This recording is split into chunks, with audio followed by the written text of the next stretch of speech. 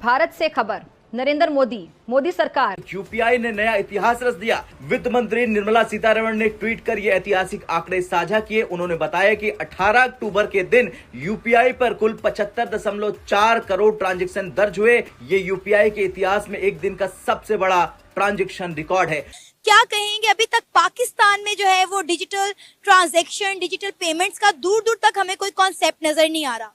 बिल्कुल आप सही फरमा रही है कि इंडिया जो है वो डिजिटल जो है वो पेमेंट में बहुत आगे निकल गया है, जैसे कि आप कह रही हैं। उससे ये पता चला है कि पूरी दुनिया को बीट कर दिया है डिजिटल पेमेंट्स में।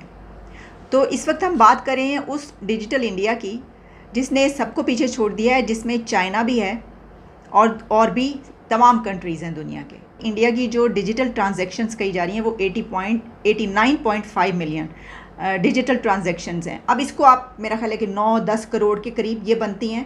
हो सकता है ये कुछ आगे पीछे हो, लेकिन इसमें जो डेटा मेरे सामने है वो 89.5 मिलियन। अगर हम ये देखें कि हाँ जी यार उधर ये चीज़ें हो रही हैं तो हम क्यों उधर ना जाएं। सो ये एक जो पेमेंट मेथड है उनका या पेमेंट मैकेनिज़्म जो है, जिसे वो ये कह रहे हैं कि जी ठीक है, हम आइंदा आने वाले दिनों के अंदर मलेशिया हो, हांगकांग हो, सिंगापुर तो हो गया, बाकी जो मुल्क हैं उनके साथ सारा हम जो है वो कनेक्शन हम अपने डेवलप कर लेंगे। और जो यूपीआई पेन और जो लिंक है उनके लिए बहुत बड़ा गिफ्ट है।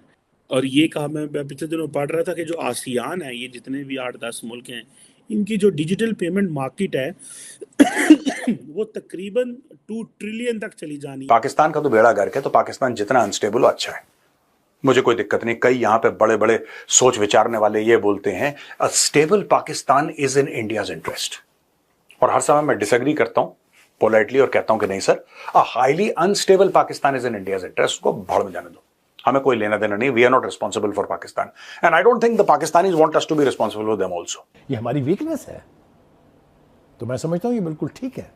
लेकिन एक और खौफनाक काम जिसकी तरफ इशारा करना जरूरी है वो ये है कि फिर से इनने वो ड्यूरेंट लाइन का कट्टा खोल दिया है जी। वो कहते हैं ये फर्जी सरहद है जी। यानी एक सरहद जो पाकिस्तान के वजूद से लेके आज तक कायम है वो फर्जी हो गई है। तो ये बड़ी खौफनाक बात है। हमें तो खुद समझ नहीं आ रही थी, हमें तो खुद समझ नहीं आ रही थी हमें करना क्या है। और ये जो बाहर से पैसा आता है, मदरसों को पैसा आता है, दहशतगर्दी होती है, तो लोग ये पैसे को किस तरह रोकना है। हमें देखना इस तरफ है, हमें उस तरफ नहीं देखना। इंडिया जो है वो टॉप एशियन मार्केट है और सबसे ज़्यादा इंफ्रास्ट्रक्चर जो है वहाँ पे आएगा।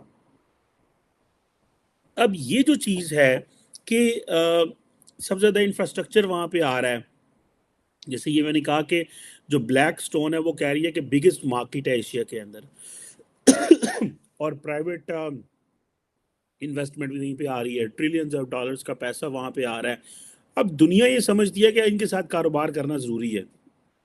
सो जो एशिया स्ट्रैटेजी है दुनिया की, उसमें वो जापान, इंडिया, ऑस्ट्रेलिया, इन मुल्कों को वो फॉलो कर रहे हैं। और आप ये समझ लें कि बहुत ज़्यादा जो पैसा ट्रांसफ़र होता है इन इलाकों में, तो इंडिया के अंदर ख़ासतौर पर तो बड़ी बड़ी कंपनियां मॉनिटर कर रही हैं। और अफगानिस्तान के कारण अब पाकिस्तान सैंडविच हो गया है।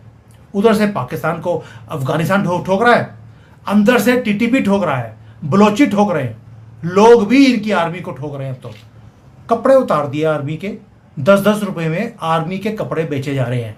और इधर ऑपरेशन सिंदूर 1.0 अभी हमने खत्म नहीं किया है, 2.0 की लोग बात कर रहे हैं। और भाई 2.0 तो तब होगा जब 1.1, 1.0 खत्म होगा। ये खत्म होने वाला नहीं है। हमें 2.0 शुरू करने की जरूरत ही नहीं है। और जो ये अफगानिस्तान को स्ट्रेटेजिक डेप्थ हमारा 5वां सूबा बोलते थे, उन्हीं के लिए, पाकिस्तान के लिए ये नाइटमेयर बन गया है। और इस्लामाबाद इसके बारे में कुछ कर ही नहीं पा रहा। जैसे ऑपरेशन सिंदूर में इन्होंने सरेंडर किया, हमने एशिया कप में इनकी लेडीज हो, जेंट्स हो, सबको हमने सरेंडर करते देखा। 3 बार 2 बार जब भी आए सरेंडर किया।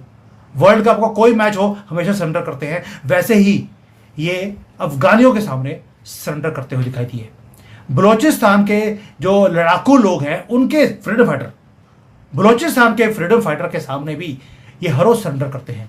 पैंटे उतार के बोलते हैं हम सलूट मारने को तैयार हैं, हमारी जिंदगी बख्श दीजिए। ये पाकिस्तान की आर्मी बोल रही है अपने ही कंट्री में। और दोस्तों, अफगानिस्तान अब फ्रेंडली कंट्री हो गया है भारत का। पाकिस्तान को छोड़कर नफरत है उनसे, पूरी दुनिया को। अभी मैंने, आपको याद है, मैंने शंघाई गया था रिसेंटली, वहां पर एक ब्रिटिश कंपनी है, उसके साथ मेरा डील हुआ है, हमारी कंपनी का। और वो जब मैं उनके साथ डिनर में बैठा हुआ था, they said only one thing, we hate Pakistanis. जो ग्रूमिंग गैंग्स का इन्होंने गंद मचा के रखा हुआ है।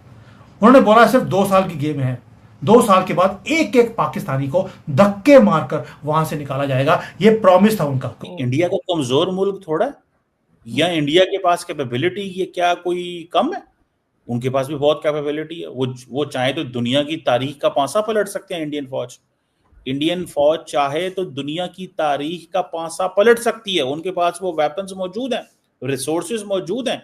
तो आपने एडवर्सरी को इतनी जरब लगानी होती है जिसको वो हजम भी कर जाए और उसको मैसेज भी पहुंचा दे। इसको ये स्टेट क्राफ्ट और वॉर में ये चीजें चलती हैं, ये आपसे थोड़ी ऊपर वाली गेम है। तो अगर आप जैसे कह रही है ना, नहीं बाप मारते जाओ, फिर आपने नहीं सर, वो कह रहे 9 या 11 जगह पे उन्होंने पाकिस्तान में हिट किया था। सर इतने जहाज तो गिराने थे ना कि उतना ही फिगर करते, ये 7 पे क्यों रुक गए सर? क्यों रुक गए 7 पे? डॉक्टर साहब, आपने पता है क्या कहना था? आपको इतना लड़ने की क्या जरूरत थी? जब उन्होंने जंग बंद कर दी तो आपने दोनों साइड पे खेल जाना है। तो लिहाजा आपका जो है ना वो छोड़ दें, आप जो है ना 1 सेकंड मतलब छोड़ ही दें आप।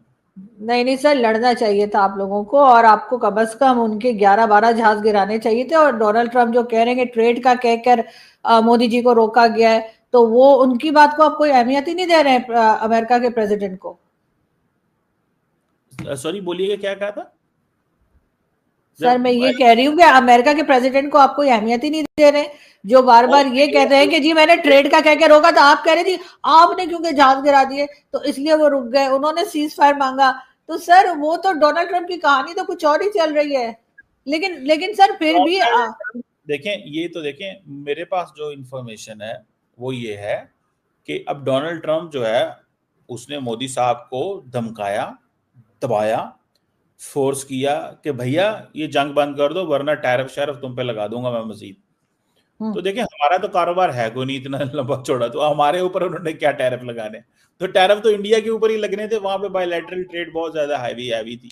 सो हमें भी ये मुस्तकबिल है, मुस्तकबिल इस खित्ते में है। पाकिस्तान का दुनिया के हर मुल्क का मुस्तकबिल यहाँ पे अटैच है। साडा मुस्तकबिल इथे वे, तो इधर सोचें, उधर ना भजो। यूरोपियंस भी इधर आ रहे हैं, हमारे तो पास मार्केट है, हमारे पास जो 2 बड़ी मार्केट है इंडिया चाइना, हम उधर नहीं जाते। चाइनीज जो हैं वो हमारे काबिल, हम उनके काबिल नहीं है, क्योंकि वो उन्होंने इतना अच्छा बिजनेस एनवायरनमेंट है कि वो हम उनको चीज़ बेच ही नहीं सकते। दूसरा, हम उनका कल्चर नहीं जानते, हम उनकी सिविलाइजेशन को समझते नहीं, हमारे लोग वहाँ एडजस्ट ही नहीं होते, हमारे लोगों को समझ नहीं लगती वहाँ पे। और वो जुबानें और फिर वो जिस तरह ट्रीट करते